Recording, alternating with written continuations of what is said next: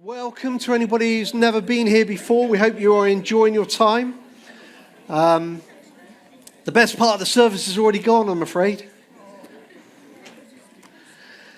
Bring the word to you this morning, which is going to be somewhat a little bit challenging. I think it's one of those things that I've not really been able to get through totally myself in terms of working through it. But we're going to have a go this morning and see if there's any pointers there that's going to help us on our way. But if you've got a Bible or your app, we're going to be reading from Matthew 6, chapter 6, verses 19 to 21. Matthew 6, verses 19 to 21. And it says this, it says, "Do not store up for yourselves treasures on earth, where moth and rust destroy, and where thieves break in and steal. But store up for yourselves treasures in heaven, where neither moth nor rust destroys, and where thieves do not break in or steal. For where your treasure is, there your heart will be also."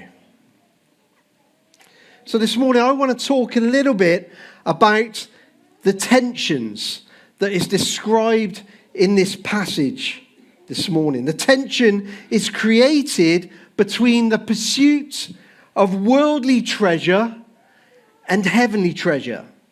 And this passage clearly says that the treasure on this earth is only temporal, whereas the heavenly treasure is eternal.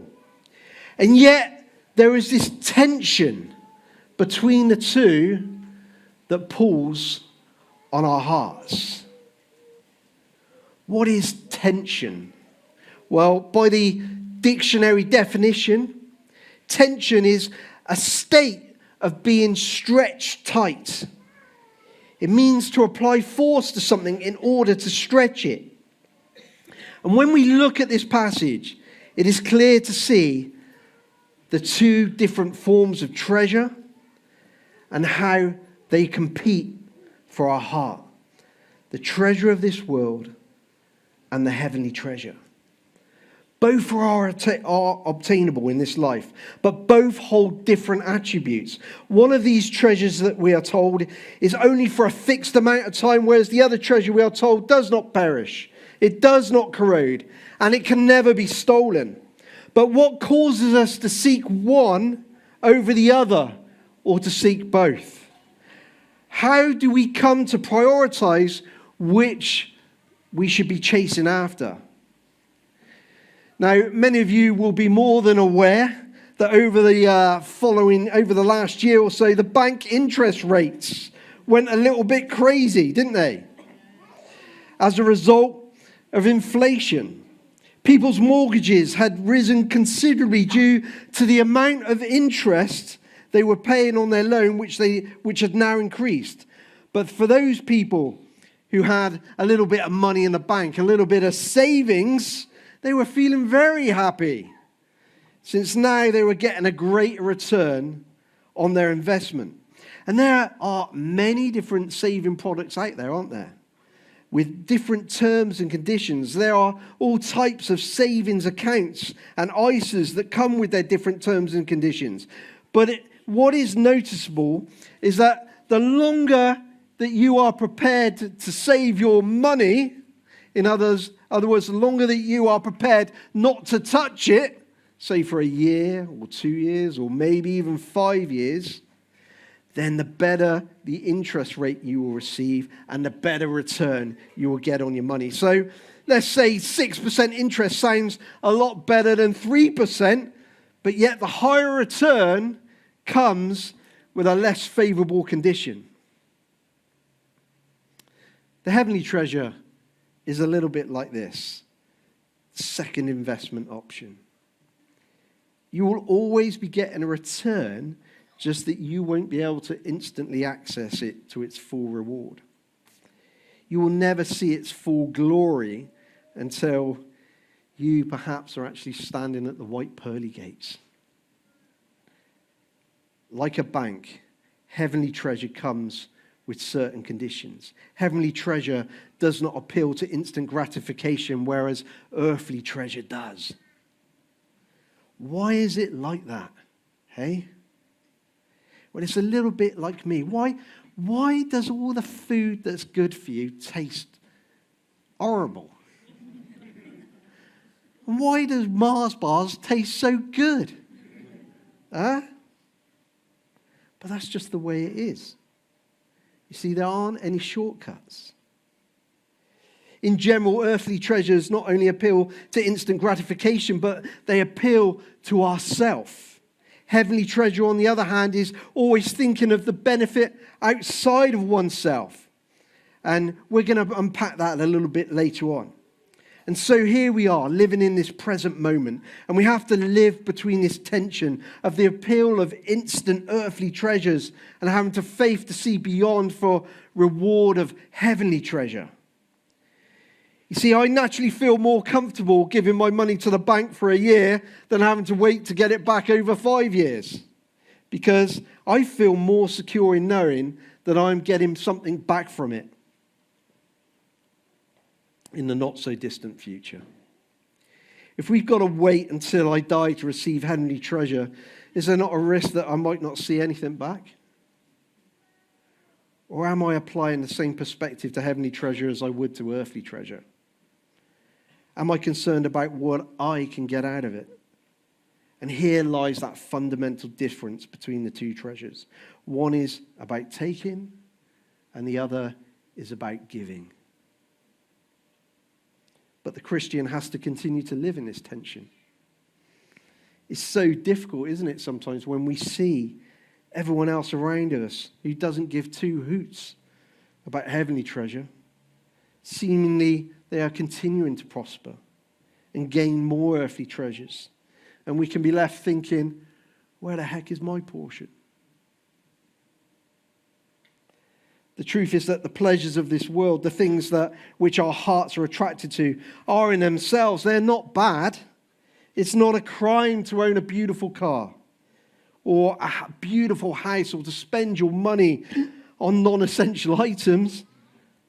There's nothing wrong in that itself. Nothing wrong in pursuing a fantastic career. There's nothing wrong in investing all your time in your family and your children. But material possessions in themselves are not evil. Much of what we have are for the benefit, actually, for creating a wholesome society, making it workable. But what are some of those trappings for our hearts? I don't know if many of you know this, but I actually have a business outside of working here. And it's a sculpture business that I set up with my friend back in 2014. And when we set that business up, we had absolutely zilch to start it with. I mean, zero. My friend, who was working a full-time job, sold his car so that he would have enough of his money to put into the business, and he ended up having to catch the bus to work for the next 6 months. So we got enough money together, we went out to Zimbabwe, we bought a few sculptures, and we thought we could sell these back in garden shows back here in the UK. So we go out to Zimbabwe, we buy like 3 sculptures. Wasn't many, I can tell you that. We shipped them back, and then we just managed to scrape enough money together to go to our first show. And the first show that we went to was the flower show at Blenheim Palace. Does anybody know Blenheim Palace? It's where Winston Churchill was born, I think. Massive palace, beautiful place, beautiful setting, sort of thing you'd see on the Antiques Roadshow. And there we are. We're set up. We've set up a marquee tent. It's the cheapest tent on the marquee. On the market, cheapest marquee you could get. We had to stand on each corner when we're trying to sell just to hold it together. It literally blow over at the slightest bit of wind. It's awful. And there we are for the first day selling away. But we're not really. We sold 0 on the first day. But we were in good spirit. We were enjoying the weather. We were there to sell. We were positive. Second day, we're selling. But not really. We sold 0. Got to the 3rd day at lunchtime and we're still at 0. And I'm starting to feel a little bit sorry for ourselves. I'm a bit worried. Is this business going to work? Well, just when I thought, we're coming to the end, we received a bit of encouragement from the guy next to us. Now, the guy next to us, we called him Mr. Maserati. Because every morning when he drove into the show, he was driving this Maserati sports car. I thought, wow, there must be some money to be made here at these shows. He's driving a Maserati. He came over, he said, boys, how's it going? We said, well, it's not too bad, He's like, yeah, it's not been the greatest show for me. I've only sold 3. And he was selling these canopies that stretch out and go over all the garden furniture. I've only sold 3. Normally I would have sold 6 or 7 by now. So I'm about £60,000 down, he goes. He sold £45,000 worth of these canopies. I flipping heck. So I thought I better watch to see what he's doing. So as the customers come in, he would say to him, come on, come over here, sir, come and have a look at this. And he had all the spill. He said, look at this. He'd go, watch this. Look, see how quickly this goes up. He goes, boom. How fast was that, sir? He goes, let me tell you, 3 seconds. Less than 3 seconds. And it was up. It was ISDN 192 patented as well or something or other. And he would get the customer, he'd pull them in. Before you know it, they'd be sat there at the desk and they were signing this piece of paper. I thought, wow, how's he doing it? Well, we get to 4 o'clock. We've got 2 hours to go. Thankfully, the good old Bishop of Dorchester was there, and he bought one of our sculptures. And then another lady came up straight after him and bought another one. And we managed to take, I think, enough to pay for our wages and enough money to pay for the next show. I thought, fantastic, but Mr. Maserati, what was he doing? Get to the next show and we meet somebody that I know quite well now called Steve, and said to him, we had this guy next to us that was selling at the show. He said, really? Was his name? I said, yeah. And did he have his wife? I said, yeah. They said, go on YouTube and see what you find on YouTube about him. So I typed his business in. Up comes Crime Watch. This guy was getting people at the table to sign for an appointment, but underneath on the carbon copy, they were signing for £15,000 worth of a garden canopy or whatever it was. But he had got found out. We got to prioritize integrity over wealth, the desire for more, the freedom that money could supposedly bring. You don't want to be trading your integrity. God is looking for people who are upstanding and conducting themselves in the right way. If it means you've got a little less just because you've declared all your taxes, then so be it. You don't want to be getting to that position, do you, where you're trading wealth for, well done, my good and faithful servant. Have I ever told you about the first time I fell in love? I was at university and I'd had my eye on this girl. An opportunity hadn't come about. But the fire alarm went off one night in the halls of residence. And so we all had to stand outside in the dark, and I'm stood there with my mates, and the girls were stood together over there. We're waiting to go back into the university. And I looked up, and as I looked up, she was looking at me. I looked away quickly. And I thought, no, why am I looking away? So I looked back. She wasn't looking. And then she looked at me. And I thought, I'm going to hold the stare. And then she looked away. But all of a sudden, I'd been captured. We started dating. By 6 months down the line, I was running around doing everything. I was going shopping for her. She even had me doing her ironing for her. I don't even iron for myself. our relationships can create an imbalance in priorities. You know, there's absolutely nothing that should form a greater priority in our lives than our spouse or our family, except for one, and that is God. For many who do not believe in the thought of an invisible man in the sky holding priority over their most nearest and dearest, the concept will seem a little bit absurd. It is possible for your family to take the center stage for your heart. In the book of Genesis, there is a story of how God instructed a man named Abraham to take his only son to the top of the hill and present him as a sacrifice. Just in the moment when Abraham drew that blade and raised it above his son, God said, "Stop." Is God crazy? Why would God demand something of someone to do that is just so cruel? But God does not lead us to sin. God's intention was never to allow Abraham to follow through with the act, but God did want to test the man's heart. He wanted to see if a man could lose his most prized possession for the sake of God. Is God crazy? He's so crazy in love with us, with you and me, that he was prepared, likewise, to send his son, because he loved you and me that much that he was prepared for him to die. But this time it wasn't a test. There was no stop when Jesus allowed himself to be hung on the cross. His love for you and me was greater than his love for himself. You see, his kingdom treasure is you and me. The only way that he could acquire that treasure was to give something of himself. It's his desire for every one of us to be in relationship with him.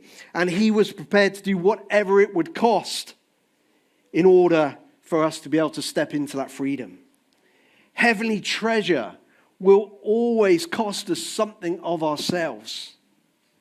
Our families should be the possession we hold most dear after our relationship with God. Every one of us should be encouraging each other to prioritize God in our lives and not each other. Healthy relationships are always the ones that has God at the center. Can you believe it? I did something extraordinary last week. I went shopping. How many people here love shopping? Let's hear a yay if you love shopping. Now let's hear a groan if you hate shopping.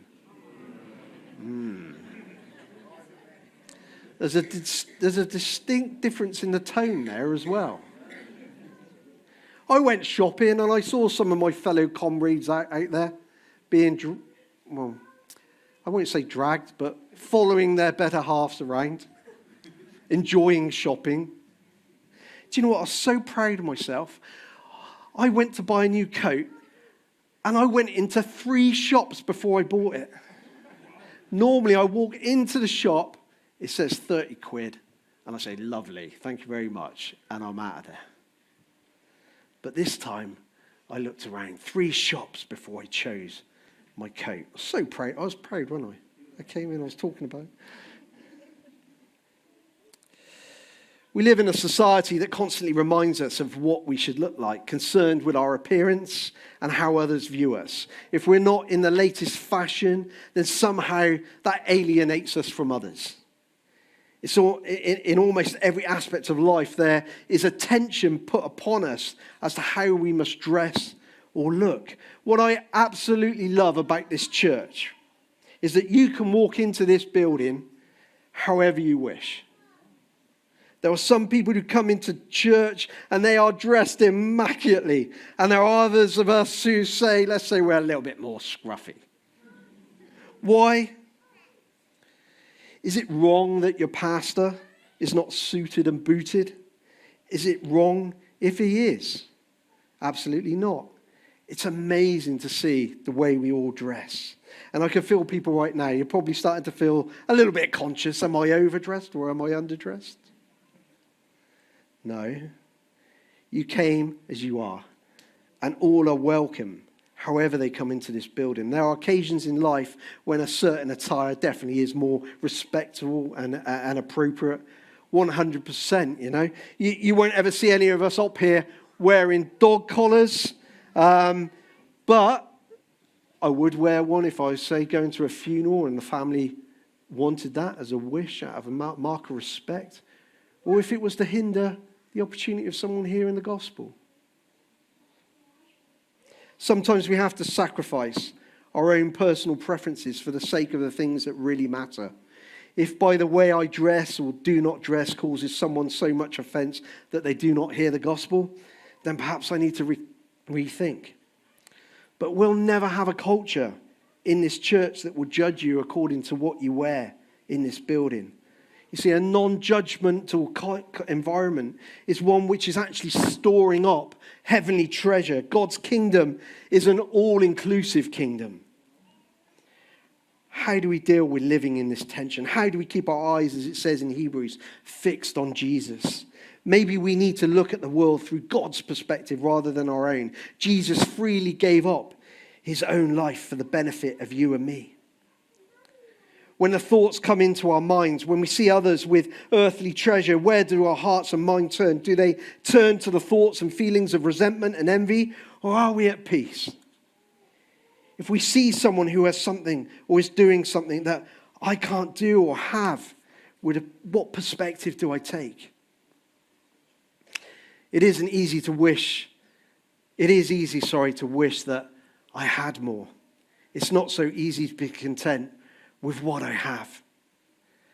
How do I deal with this constant bombardment of the environment in which we live that seemingly continues to pour out reasoning after reasoning as to why we should have this or why we deserve to have that?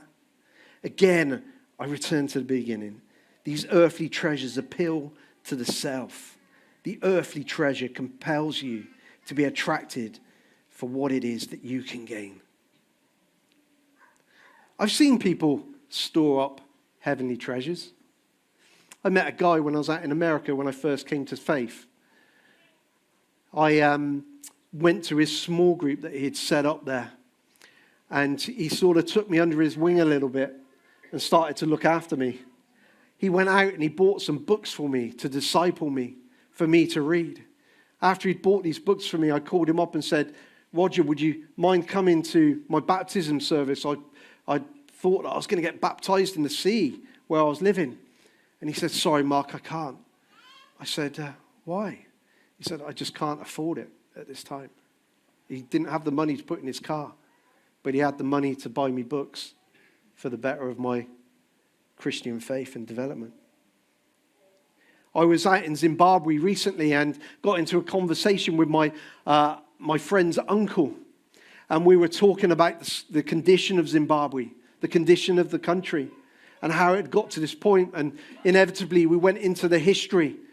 And in a sympathetic way, I kind of said, you know, the white man has come out to Africa and has stripped Africa for his own needs. And now you've got this country in this terrible situation. I can remember seeing orphans standing in the middle of crossroads of 6 lanes of traffic, blind, putting their hands out for money, could get run over at any minute. It's not something that we can comprehend in this country here. I said this about, you know, the reasoning that I thought of why we'd got to this situation. And his response was this. He said, Mark, if the white man had not come to Africa, maybe nor would have the gospel.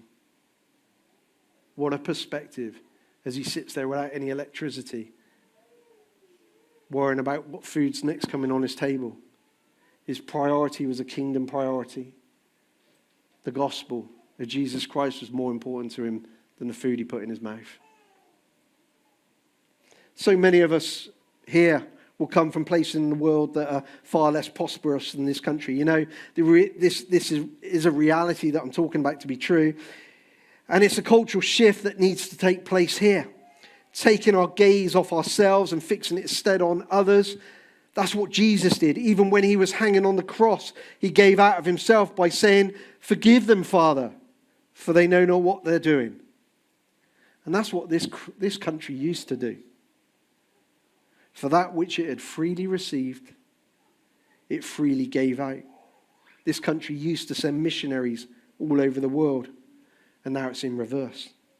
God is sending missionaries here. Maybe that's the purpose for why you're here. This is where your treasure lies. A perspective that seeks after heavenly treasure is one which is selfless. It's a perspective of giving, not taking. Instead of earthly treasures which fade or perish, heavenly treasures do the opposite.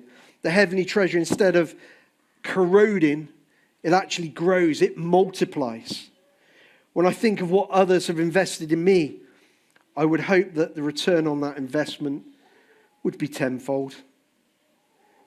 When you spend time with someone, one-to-one, to give them advice and counsel them on their situation, you're investing in someone not for personal gain, but in order to see that person grow and flourish, no matter what their circumstance is. I can remember in my old church, I went to see somebody who was dying. A guy who was dying of asbestos, I think it was, and cancer, etc. I thought I'd go round there. I might have told this before, but I thought I'd go round there and encourage him. I walked out of that building in tears because of what he had said to me. He said, "Mark, I want you to see how I'm handling this, because I want it to be an example for you later in life of how to handle difficult situations." He wasn't afraid. Maybe he was, but he didn't show it. But he encouraged me. He could have handed me a tenner and said, "Go out and buy yourself something nice." But instead, he gave me something that will last with me forever. I'm still talking about it now.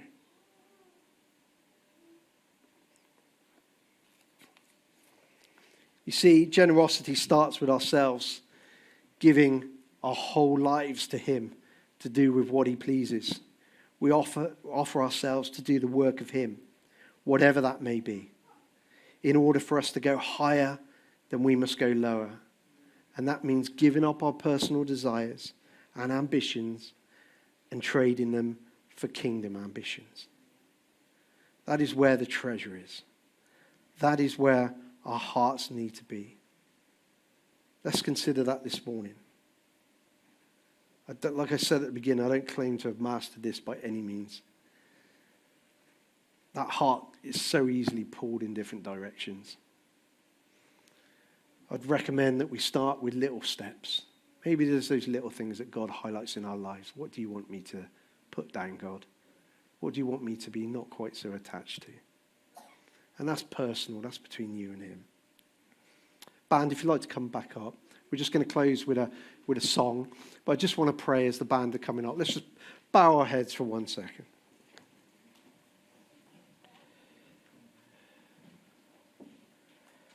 Lord God, there are many people here this morning, Lord God, who have experienced this tension. Father, would you let our hearts become in one with your mind and your desire and will for our lives? Father, there are times in life when we are in need and we're desperate. Sometimes we haven't got money. Sometimes we haven't got the material possessions. Father, will you fill us with your heavenly treasures? Will you give us peace that will always last? Will you bring contentment to us, even in the hardest of times? And Father, when we do have those prosperous times and you do give us earthly things, Lord God, don't let us take them for granted. Help us to be thankful for them. And Father, help us to work out sometimes when our heart is divided. Help us to wrestle with these truths. And Lord, guide us on the way. In Jesus' name, amen.